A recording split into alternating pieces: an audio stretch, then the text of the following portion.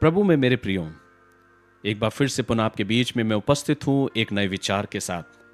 और आज मैं आपसे बात करना चाहता हूं, भीड़ से निकल कर चलो। आज का मेरा विषय यही है और आज मैं इसी विषय पर आपसे बातें करना चाहता हूं।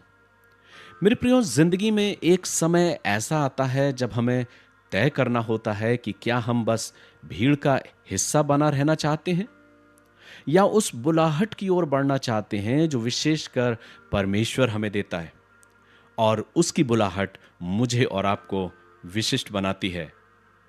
मेरे प्रियो, भीड़ में चलना बहुत आसान होता है क्योंकि इसमें कोई आपसे सवाल नहीं करता, कोई विरोध नहीं करता। आप जैसे सब हैं वैसे ही बन जाते हैं।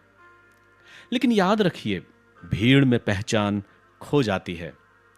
भीड़ दिशा नहीं देती, बस आपको और हमको धक्का देती है।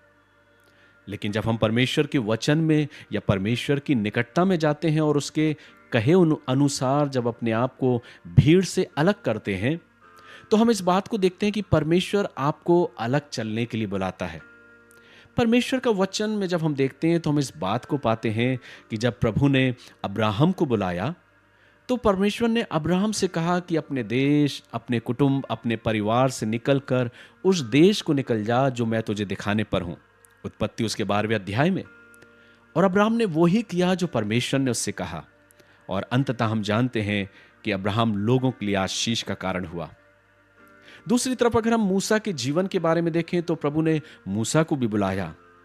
परमेश्वर ने मूसा को अलग किया और उसे इस्तेमाल किया उन लोगों के लिए, उनकी आजादी के लिए, जिसके कारण परमेश्वर ने मूसा को बुलाया था। यहां तक कि स्वयं प्रभु यीशु मसीह ने मत्ती के सुसमाचार 7 और 14वें पद में कहा है कि सकरा है वह मार्ग जो जीवन की ओर ले जाता है और थोड़े हैं जो उसे पाते हैं। मेरे प्रियो, सच्चाई यह है कि परमेश्वर अक्सर उन्हें चुनता है जो तैयार हैं भीड़ से अलग चलने के लिए। यह प्रश्न आज मैं आपसे भी पूछना चाहता हूं, क्या आप भीड़ का हिस्सा बनना चाहते हैं या अपने आप को भीड़ से अलग करना चाहते हैं? अधिकतर लोग भीड़ का हिस्सा ही बनना पसंद करते हैं, लेकिन जो भीड़ से अलग होकर चलना चाहते हैं उनके लिए परमेश्वर की एक अलग योजना है। भीड़ से निकलकर अलग चलना क्यों जरूरी है? ताकि हम अपनी बुलाहट को पहचानने पाएं।